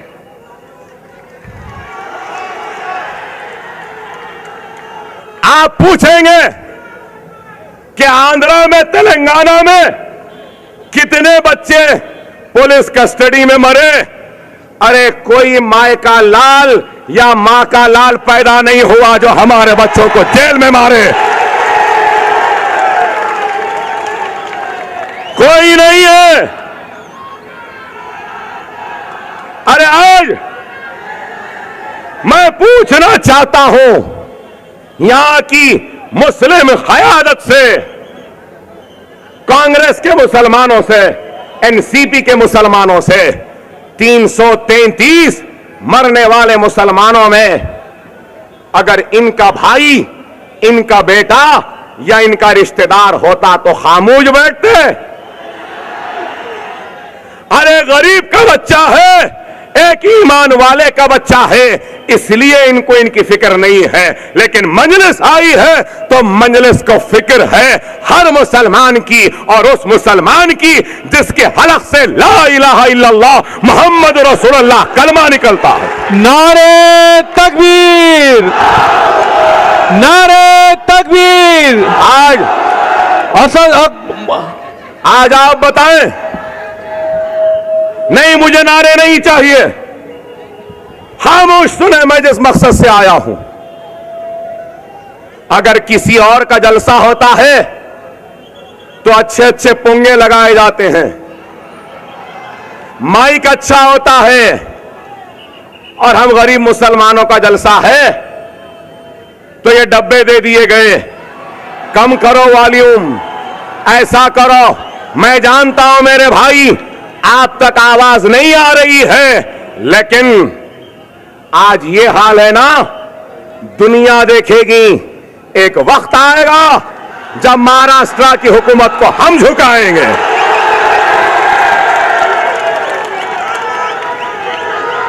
इसलिए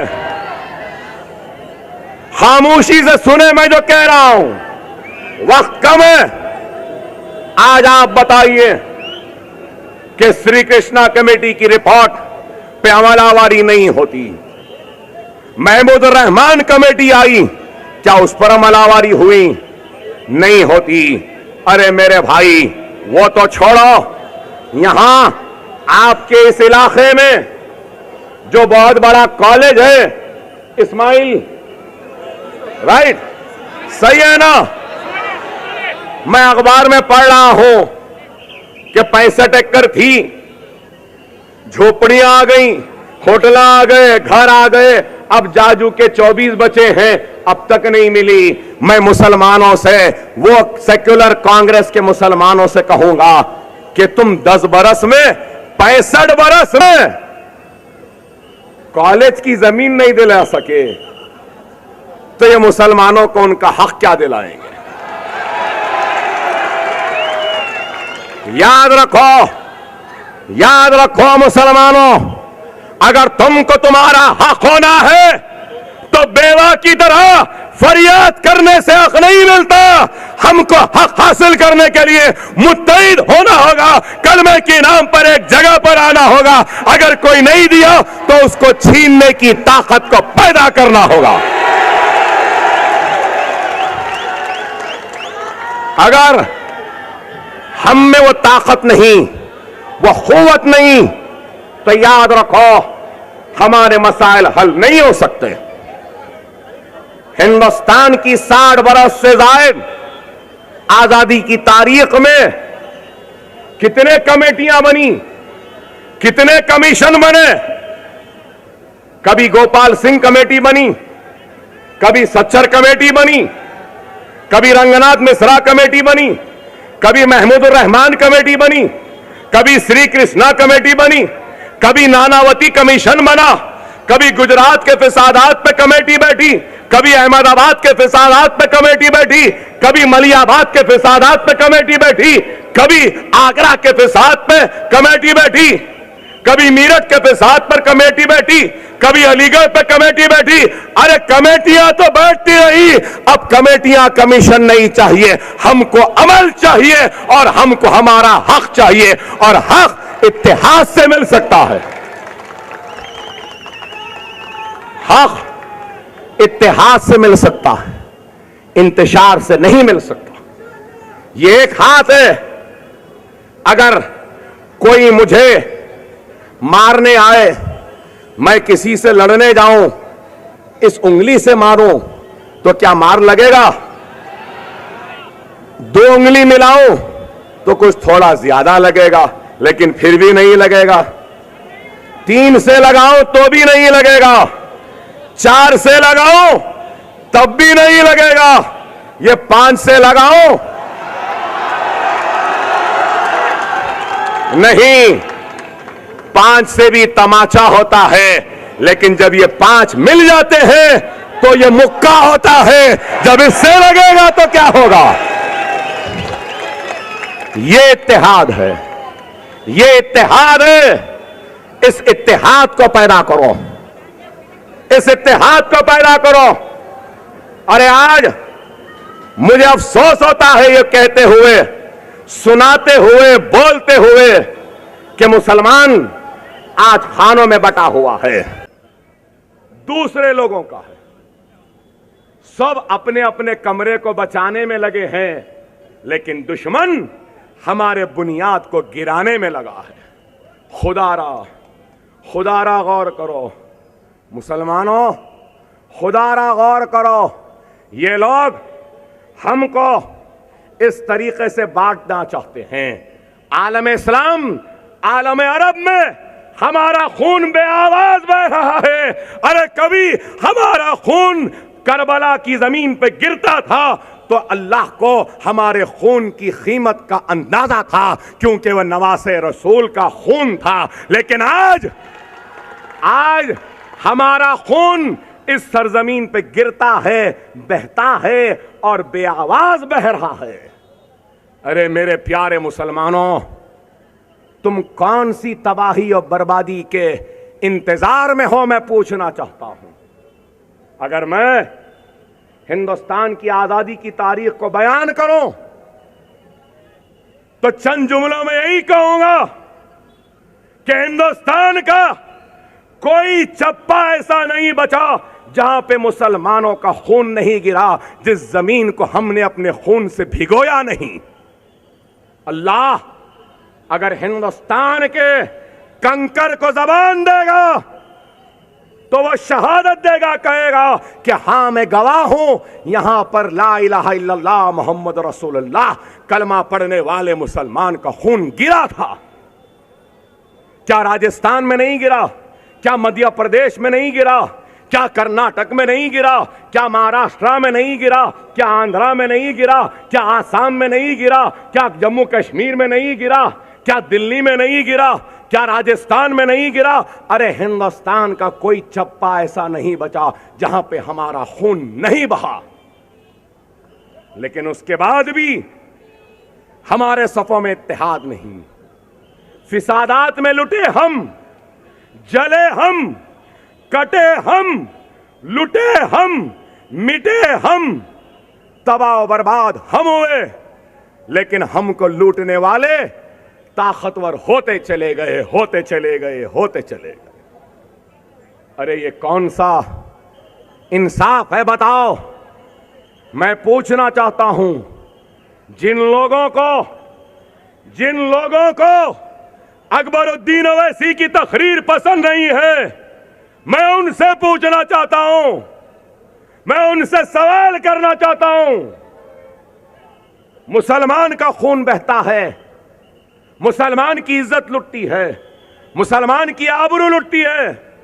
गुजरात में लुटी, बंबई में बाबरी मस्जिद के शहादत के बाद भी फिसादात हुए तो इसी बंबई के रोडों पर मुसलमान मां और बहनों की इस्मत और आबरू को लूटा गया, उनको बढ़ाना करके परेड करवाया गया। एक ने नहीं 10-10 ने मिलकर मेरी मां बहन की इस्मत को लूटा।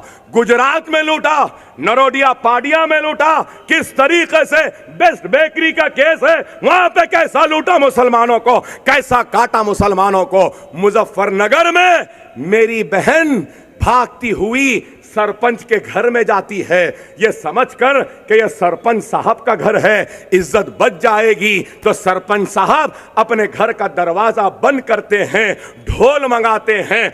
ढोल बजाते बजाते एक नहीं, दो नहीं, तीन नहीं, 12-12 लोगों के जरिए आपकी और मेरी बहन की इस्मत को लुटाते हैं। क्या यह इंसाफ है?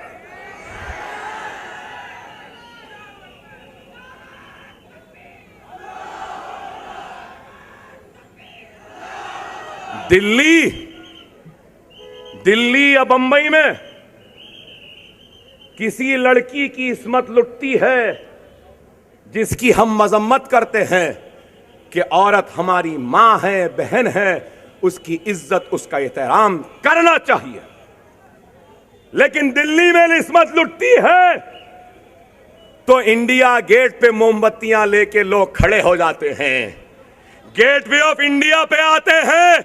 मुजफ्फरनगर में मेरी बहन की इस्मत को लुटाने के बाद क्या एक भी सेकुलर मुसलमान कोई मोमबत्ती लेकर क्यों नहीं आया? मेरा सवाल है, क्यों नहीं आए? क्या मेरी बात गलत है? बताओ। औरत तो औरत है, चाहे वो मुसलमान हो, चाहे वो हिंदू हो, चाहे वो सिख हो, चाहे वो कोई और मजहब से ताल्लुक क्यों ना रखती हो, औरत तो औरत है।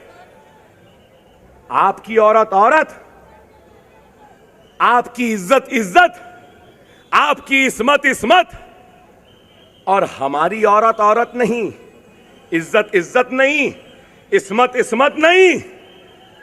अरे यही तो मैं कहता हूं ना, 50,000 फिसादात में हमको लूटे, हमको काटे, हमको जलाए। बाबरी मस्जिद हमारी शहीद कर दिए, गुजरात दिए, बंबई का फिसाद दिए, मुजफ्फरनगर का फिसाद दिए, आसाम का फिसाद दिए। तुम जो चाहे करेंगे और हम कुछ भी नहीं बोलना। तुम लूटेंगे, उफ नहीं करना। तुम काटेंगे, उफ नहीं करना। तुम जलाएंगे, उफ नहीं करना। तुम मस्जिद गिरा देंगे, हम आह नहीं करना। तुम हमारे बस्तियों को जला देंगे, हम आह नहीं करना। इसलिए तो कहता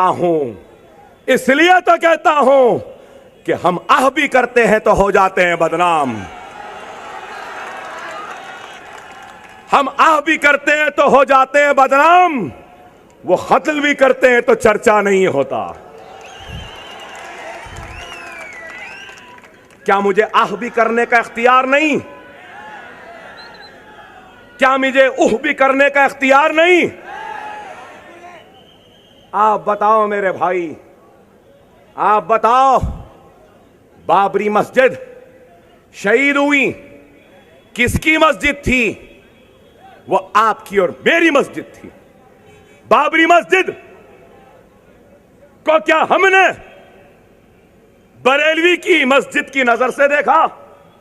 क्या देवबंदी की मस्जिद की नजर से देखा? क्या अहले हदीस की मस्जिद से देखा? क्या तबलीगियों की मस्जिद की नजर से देखा? क्या अहले सुन्नतुल जमात की मस्जिद से देखा? क्या शियाओं की मस्जिद की नजर से देखा? नहीं, हमने देखा तो सिर्फ ला इलाहा इल्लल्लाह मोहम्मद रसूलुल्लाह कलमा पढ़ने वालों की मस्जिद की नजर से देखा।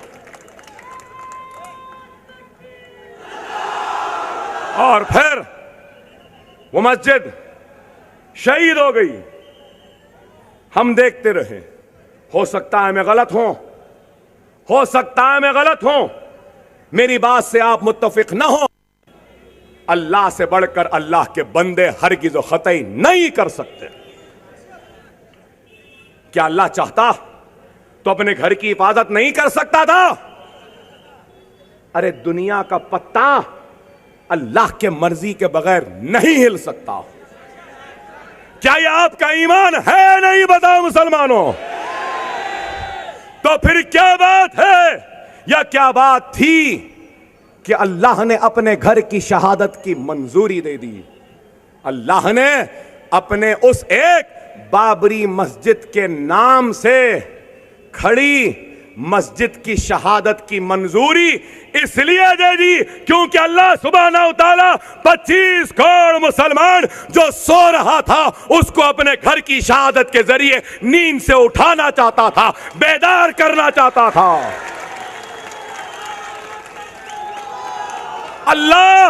अल्लाह ये पैगाम दे रहा था अपनी एक एक शहीद होती हुई मीनारों से कि 25 करोड़ के मुसलमानों उठ जाओ। अगर तुम इस एक अल्लाह के घर की शहादत को देखकर नहीं उठोगे तो हिंदुस्तान में 3000 मसाजिदों को ये दरिंदे गिरा देंगे। तुमको उठना है, इस एक शहादत को देखकर उन 3000 को बचाना है। अल्लाह अपने घर की शहादत के जरिए मुंतशिर मुसलमानों को मुत्तहिद करना चाहता है। अल्लाह अपने घर की शहादत के एवज आप लोगों में एक नई बेदारगी को पैदा करना चाहता है। लेकिन आप अल्लाह के घर माफ करना मेरे भाई, बहुत माफी चाहता हूं। बाज लोग कहते हैं कि बाबरी मस्जिद को भूल जाओ, बाज लोग कहते हैं कि let's forget Gujarat and let's go ahead. पढ़े लिखे काबिल लोग, माफ करना मेरी अंग्रेजी उतनी अच्छी नहीं, हम कैसे भूल जाएं बाबरी मस्जिद को? कैसे भूल जाएं बंबई के बम धमाकों के बाद होने वाले फिसादात को? हम कैसे भूल जाएं गुजरात को? हम कैसे भूल जाएं मुजफ्फरनगर को? अगर कोई भूलने को कह रहा है तो मैं उससे पूछना चाहता हूं, भुलाने का पैगाम देने वाले नादान, अगर खुदा ना खास्ता, 1000 मर्तबा खुदा ना खास्ता, अगर कल को भुला दो, आगे बढ़ो कहने वाले कि घर में उसकी बेटी या बीवी या मां की इस्मत लुट जाती है तो क्या वो भी भुलाएगा और कहेगा कि आगे बढ़ो? अरे जिसकी इज्जत लुटी है उसको मालूम इज्जत क्या होती है। जिसकी आबरू लुटती है उससे एक दिल से पूछो कि आबरू क्या है। लेकिन आज हमारे लिए इंसाफ की जिद्दोजहद कोई नहीं करता। आज आप बताइए, आज बाबरी मस्जिद एक छोड़ेंगे तो 1 महीना भर पहले क्या बोले? मुसलमान ना सिर्फ बाबरी मस्जिद छोड़ दें, मथुरा और काशी को भी छोड़ दें। छोड़ेंगे आप?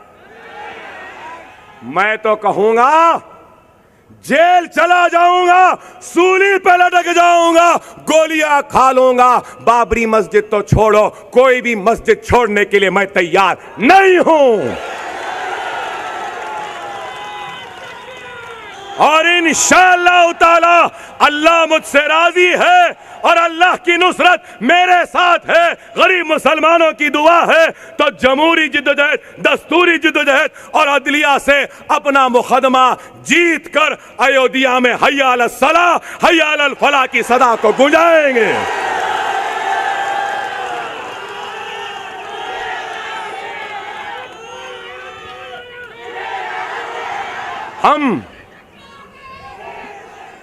हम किसी के दुश्मन नहीं, हम हिंदुओं के दुश्मन नहीं, हम सिखों के दुश्मन नहीं, हम ईसाइयों के दुश्मन नहीं। ये सब हमारे हिंदुस्तानी भाई हैं। हम इनको एक भाई की नजर से देखते हैं। हमारा झगड़ा मोदी से है।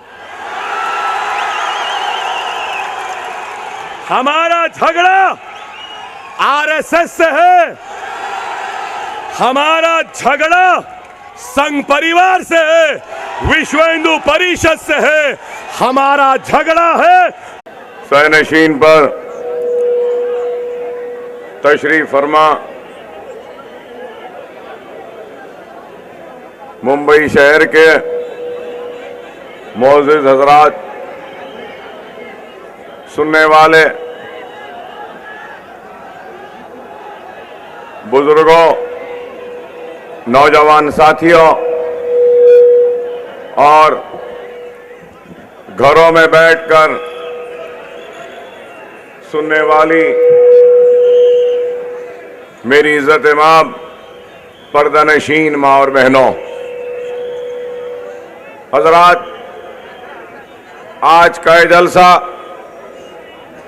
जलसा हालात हाजरा के उन्वान से मुनक़िद किया जा रहा है और हालात को आपके सामने रखने से पहले मैं सबसे पहले आपको यह बताना चाहूंगा कि मैं जिस जमात से ताल्लुक़ रखता हूं और उसका नाम मजलिस इत्तेहाद अल मुस्लिमीन है, तो वो जमात क्या है और वह जमात कैसे वजूद में आई और वह जमात ने क्या काम किया और क्या वजह है कि उस जमात को हैदराबाद, आंध्र प्रदेश, तेलंगाना और आज महाराष्ट्र में मुसलमान इतना चाहने लगा है। मजलिस इत्तेहाद अल मुस्लिमीन वो जमात है जो 1947 जब हिंदुस्तान आजाद हुआ था और उसके आजादी के बाद कई राजा और रजवाड़े और हुकूमतों को इंडियन यूनियन में जम किया गया था और उसके बाद हैदराबाद भी एक रियासत थी। मुमलिकत इस्लामिया सल्तनत आसिफजाई के नाम से निजाम दक्कन की हुकूमत थी। तो उस वक्त निजाम की हुकूमत का खात्मा हुआ और सरजमीन दक्कन को इंडियन यूनियन में मर्ज किया गया और उस वक्त सरजमीन दक्कन पर ऑपरेशन पोलो या फिर पुलिस सेक्शन के नाम से एक बहुत बड़ा कत्ले आम हुआ था। यहां पे नौजवानों को शायद मालूम नहीं, लेकिन बुजुर्गों को मालूम होगा कि जहां से मैं आया हूं वहां पर और उस रियासत, उस सरजमीन पर 1,000, 10,000, 20,000, 50,000 या 1 लाख नहीं बल्कि 1.5 लाख मुसलमानों का कत्ले आम हुआ था। हैदराबाद से लेकर बीदर, बीदर से लेकर रायचूर, रायचूर गुलबर्गा और फिर उसके बाद आगे बढ़ेंगे तो उस्मानाबाद, जालना, बीड़, लातूर और परभनी, ये पूरे इलाकों में जहां जहां पर मुसलमान रहते थे, बसते थे, उनके इज्जतों को लूटा गया था, उनके इस्मतों को लूटा गया था, उनको काटा गया था, बस्तियों को जलाया गया था, कुओं में पानी कम, मुसलमानों की तैरती हुई लाशें ज्यादा थीं, हमारा तख्त लुट चुका था, हमारा ताज अजायब घर की जीनत बन चुका था, हमारे महलात वीरान हो चुके थे, लहलाती हुई खेतियां उजड़ चुकी थीं और लाखों की तादाद में हमारा कत्ले आम हुआ था। वैसे उन हालात में मजलिस इत्तेहाद अल मुस्लिमीन का अहिया हुआ मजलिस कायम हुई और कुल हिंद मजलिस इत्तेहाद अल मुस्लिमीन के नाम से हमने अपनी जिद्दोजहद का आगाज किया।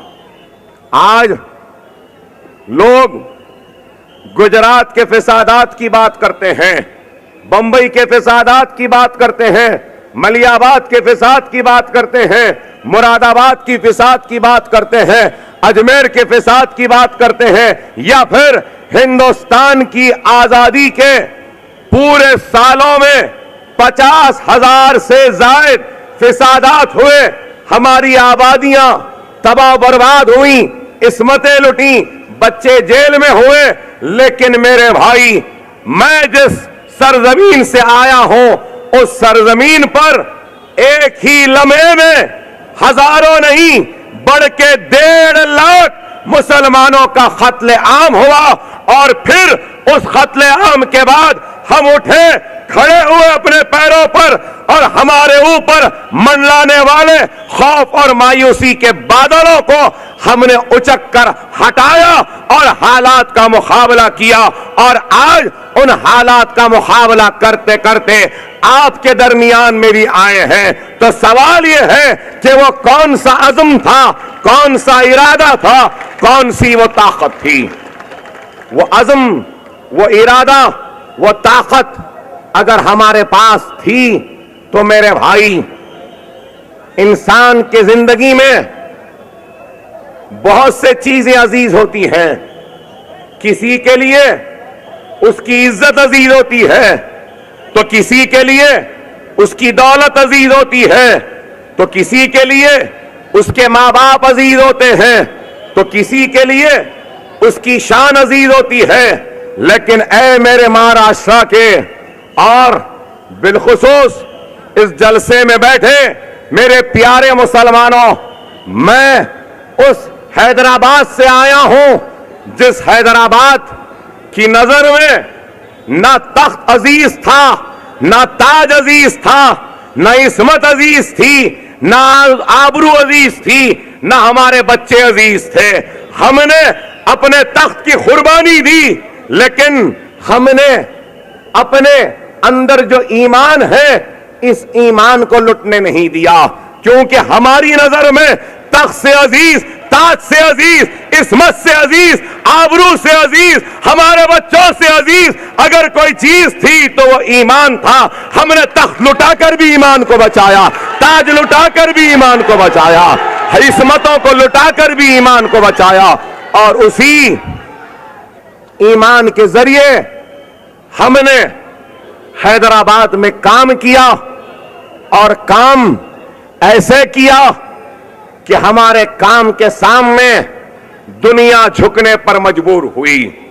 जब हम काम करने को निकले तो हमको एक एक बरस तक जेल में डाला गया। मजलिस के मरूम सदर अब्दुल वाहिद ओवैसी को 11.5 महीने जेल में डाला गया, 5.5 फीट के कमरे में नजरबंद कर दिया गया, और उसी में इबादत, पेशाब, पैखाना, हर एक चीज उसी में थी। इतनी तकलीफ, लेकिन हमने उन तकलीफों की परवाह नहीं की। उसके बाद सालारे मिल्लत, यहां ठहरे बुजुर्ग उनको जानते होंगे, जिनका नाम सुल्तान सलाहुद्दीन ओवैसी था, जो हैदराबाद की पार्लियामेंट की निशिस्त से 2004 तक भी रुकने पार्लियामेंट रहे। 1984 से लेकर सलाहुद्दीन ओवैसी साहब को यह भी एजाज है कि उन्होंने शाहबानो का जब मुकदमा आया था, शरीयत मोहम्मदी को खात्मे का इरादा था, तो इसी मुंबई के मुसलमानों ने सलाहुद्दीन ओवैसी साहब को एजाज बख्शा था, जिम्मेदारी दी थी कि मुंबई के सबसे बड़े जुलूस की क़यादत करने के लिए, उस जुलूस की क़यादत की थी मजलिस इत्तेहाद अल मुस्लिमीन। और सुल्तान सलाहुद्दीन ओवैसी साहब मरहूम, जो रुकने पार्लियामेंट हैदराबाद के, जब बाबरी मस्जिद की शहादत के बाद बंबई में धमाके हुए और फिसादात हुए, तो परेशान हाल मुंबई के मुसलमानों के लिए 90 के दहे में हमसे जो कुछ भी होता था हमने किया।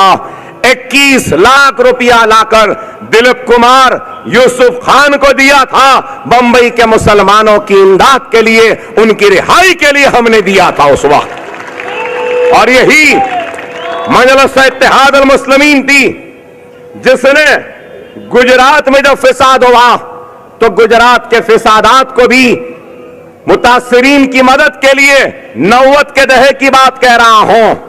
90 में 92 93 में बाबरी मस्जिद की शहादत के बाद